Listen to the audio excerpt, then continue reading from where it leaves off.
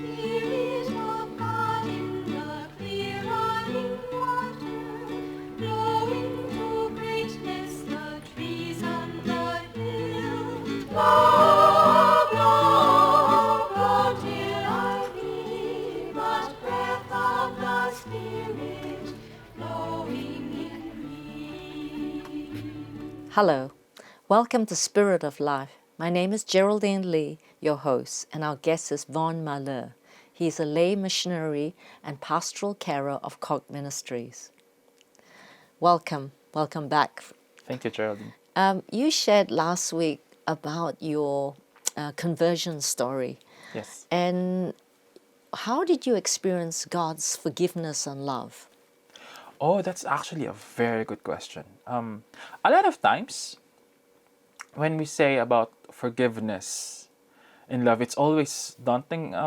For some reason, for my experience, I think it was very difficult for me to forgive others because I wasn't able to grasp how much I was forgiven by God. Especially in my teenage years, whenever somebody did wrong to me, I always carried it for the rest of the week, rest of the month, the rest of the year. And in that process, I've discovered that on reflecting on it, there's two forgiveness that I could have done. Obviously, the first one is forgiving the people who have hurted me. The second is forgiving myself. And in my encounter with God, the first thing that I've realized is whenever I made a mistake, He understands who I was and my humanity. And He was able to encounter me, meet me in that brokenness. That I'm only human and I'm prone to make mistakes. And I've never felt in my prayer life that whenever I ask for forgiveness or whenever I was true to my heart that I did something wrong, that I felt that I was condemned. For somebody to feel that you are accepted, regardless of what you've done, that means a lot. That changes your perspective. That changes your approach in life. Going back to what I've said in the first opening spiel of this program or your question. I mean, I've said that there was two things that I wasn't able to do in terms of forgiveness. Forgiving others who've hurted me and forgiving myself. When I was able to encounter God's love and I know that I was forgiven, I was understood, I was accepted, it was easier for me to forgive others and forgive myself, knowing that the God who loves me so much forgave me, and who I am not to forgive the others who hurted me. It's very true that if I believe in God's forgiveness, if I experience it myself, then it's easier for me to be merciful. But if I'm doing all the rules and regulations or self-righteousness, it's harder to believe in a merciful God and a loving God. Yeah, I think this is one of the most vital things in being a Christian. In a Christian journey, it's very important that you know how much you are loved and how much you are valued. That regardless of what you've done, Jesus died on the cross for you because you are loved and you are important. And He will do whatever it takes to save you. Yeah, that's powerful in a world where people are all trying to be valued and showing what they, getting likes and what they achieve rather than an unconditional forgiveness by God. Yeah, I think when we know that we are accepted, and we are loved unconditionally, it's probably easier for us to embrace others. And even though some people hurt us in the process of living a Christian life, for instance, as long as we cling, as long as we hold on to that promise and to that knowledge, heart knowledge of God's love for us, it will be easier for us to embrace others, accept ourselves for who we are. Because at the end of the day, we're all sinners, isn't it? Yeah. I don't think anybody can say that they haven't made any mistakes in their lives. All of us stumbled in one way or another. All of us did something that could have hurt or hurt our brothers and sisters in Christ. Yes. And for us to know that, hey, the Lord loves you, and the Lord forgives you, and the Lord is compassionate and merciful. And that should give us a lot of confidence in that love. And then that should give us a lot of confidence moving forward. Because we can be the weakest person in this world.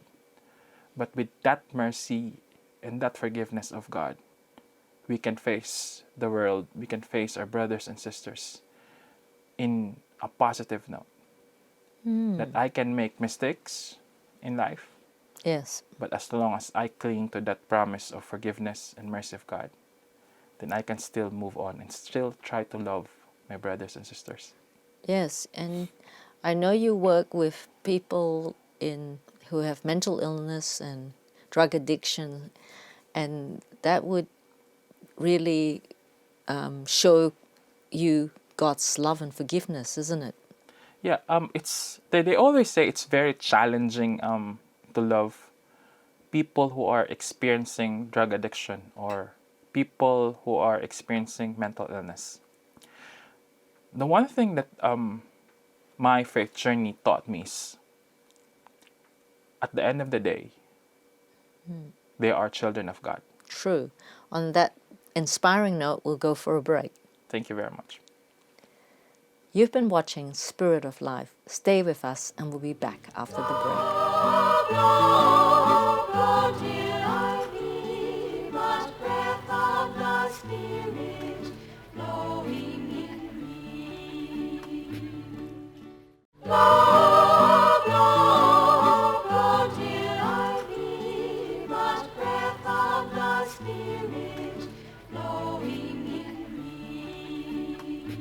Hello, welcome back to Spirit of Life. My name is Geraldine Lee, your host, and our guest is Von Mahler.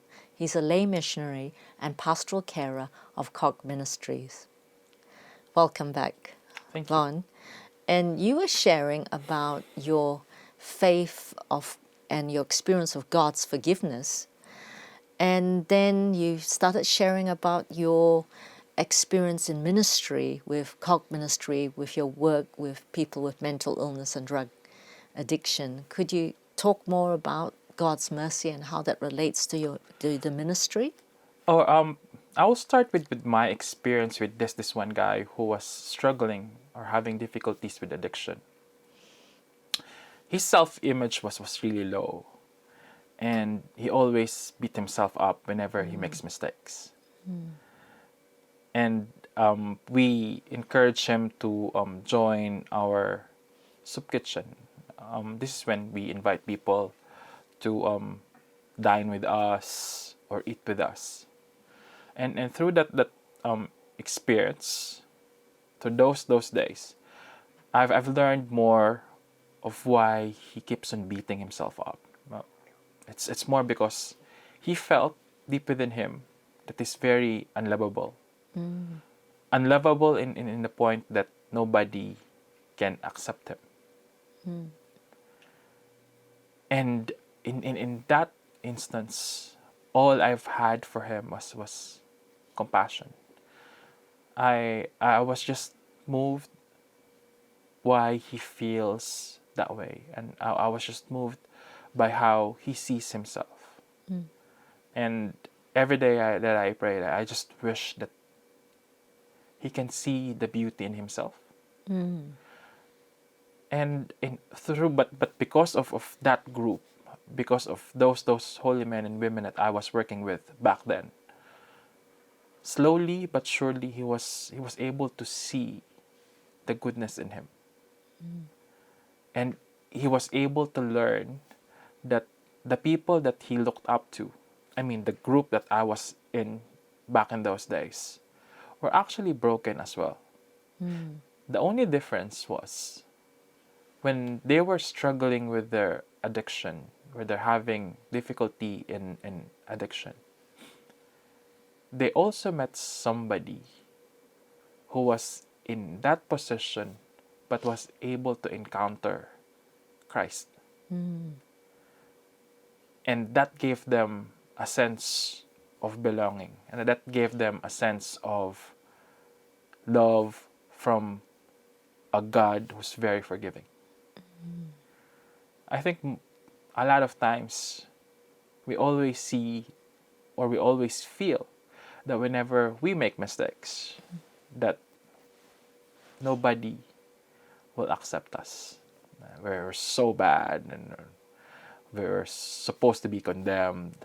We're supposed to go to hell. That's what they always say, isn't it? Like, you go to hell because you've done a lot of bad things. It's opposite though, in terms of how the Lord sees you. How Jesus sees you will always be a son, a daughter, will always be the most beautiful creation. And those people who were able to encounter him became a strong witness of that forgiveness and love. And that's what happened with this man. When he started to know that the people that he looked up to in that work or that ministry that we call are broken as well. And they just encountered the love of Christ. Slowly he began to think and ask, if he was just the same, if the God was able to forgive them Yeah. of the mistakes that they have done, will also forgive him of the mistakes that he has done. Yeah.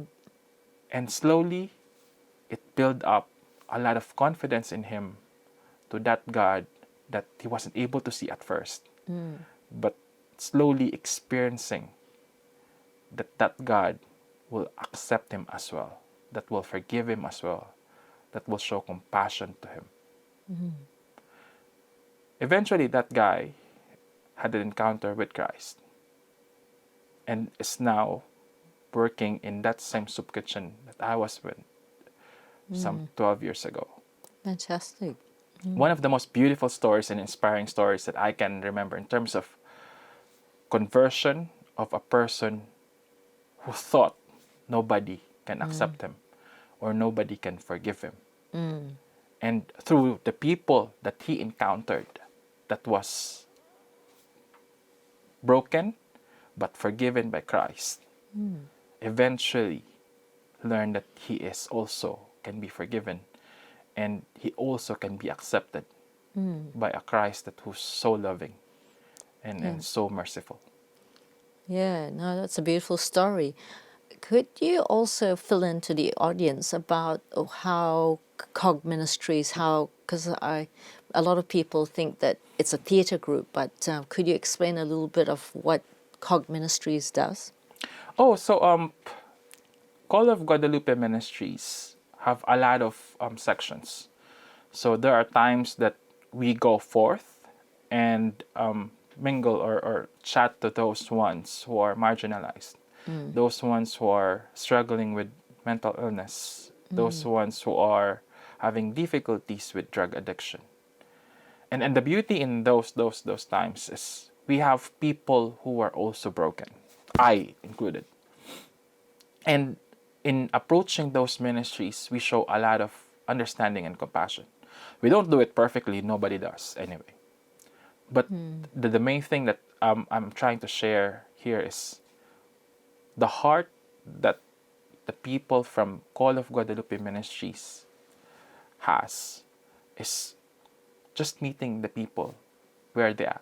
Same way when they had the encounter with Christ. Great. On that note, we'll go for a break. Thank you.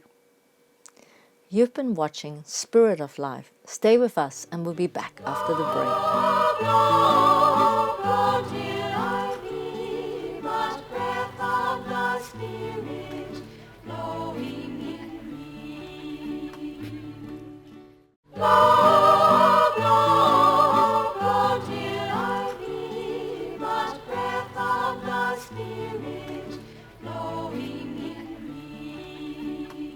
Welcome back to Spirit of Life. My name is Geraldine Lee, your host, and our guest is Vaughn Malir. He's a lay missionary and pastoral carer of COG Ministries. Welcome back, Vaughn, and it's great to have you. And it's also been great that you've been a missionary of COG Ministries for 2 years? Yeah, 2 years. And as Vaughn has been helping with the ministry, it's developed further because it started off as a theatre group, but now with Vaughn's help, there's a soup kitchen called Mama's Kitchen, there's a bread ministry called Bread and Belonging, and many other things, the theatre. Singles. And Vaughn, tell us a bit about your acting career too. Yeah, so actually last year we did a musical about the Call of Guadalupe, which is very beautiful. One thing that I would like to share about that experience is we were able to get casts from everywhere. People who are at this stage or at that stage of their life. Like some of them are really good actors, but some of them are just wanting to serve. Some of them just wants to have an experience, and some of them even had like a struggle or they're fighting off certain depression, or some of them are struggling with addiction, or some of them are having difficulties with mental illness. But the beauty of that musical was we accepted everybody who was willing to be part of it. It was the most difficult thing. I'll say that with all honesty, but at the end of it, it was the most beautiful thing to see. Seeing those people who are struggling, those people who are on the top of their game, those people who just wants to belong, those people who just wants to serve, those people who are just wants to experience have an experience of acting, all came together, work as one. As you know, the theatre, it started off in the theatre group with the aim to promote the culture of life and hope. Oh yes. And what happened after many years was, we started to develop different ministries, and you've been great to be part of it. What do you think, has it helped you, your faith in God too? I think I'll borrow. I think this is Paul the Sixth. I think who said it, or if I'm not mistaken, Saint Alphonsus de Gorio said it. If you really want to know if you've really encountered Christ, you have to have a heart to spread out that encounter with Christ that you had. Like being able to share to people, whether it's in action or in words, especially combined, to other people what you've experienced through Christ. Like I think last year's experience for me, I was able to gauge where my faith is. There were times that I was struggling of just keeping things on my own, like not wanting to share, maybe because I was shy or because I wasn't sure if I was theologically correct. But at the end of the day, I think what counts the most is what's within your heart. You want to reach out to people because, like what I said, I want them to experience what I've experienced. But not in a forceful way, but more in a giving way, in a loving way. That I'm trying to invite them to have an experience with Jesus. that theater musical last year gave me that experience and opportunity. There was at least 70 of us all in all in that musical. And like what you've said, Call of Guadalupe has different ministries. You got singles, you got the bread ministry where we give up bread to people who are really in need. We help those ones who are struggling with addiction, struggling with mental illness, depression, or people who just needs a place where they can feel that they belong. And having those opportunities in everyday life, constantly, it enabled me to gauge or at least see where the hand of the Lord is working. Because I can't give something I don't have. Yeah. If I want to minister to people, if I felt that I was really called to minister to people, then the best source of it is really having a prayer life. You can't just proclaim the word of God coming from your head. It has to come from your prayer life, so you will be able to give something more spiritual, not just lecturing people. Yeah, it's a journey of faith, and also we do develop people's skills. I know that your singing career started blossoming because we gave you some singing and acting lessons. Yeah, actually, that's the beauty of being given a chance. Like the beauty of our theater group is giving people chance to act, chance to sing, like me, being able to be on stage. So those people who have stage frights, people who are shy, were given a chance to perform on stage and be watched by hundreds of people. That gives them chance to like really blossom and have trust in themselves. Yeah, I believe your website is cogtheatre.org for those who want to know more. Yes, they can go to our website and have a check, see what kind of events we're doing for that month, or since like what you've said, we have a lot of ministries. So if they want to give some of their time and be part of it, there's always a room, there's always a place where they can fit in. Do you think you'll be part of the concert in November the 4th? Hopefully, why not? Yes. I wish you all the best with your work and ministry and Thank you. jobs. And thank you for your work, God's work in you, and Thank wish you you. all the best. Thank you, Geraldine. You've been watching Spirit of Life. Thank you. Wishing you all the best. Goodbye, and God bless you.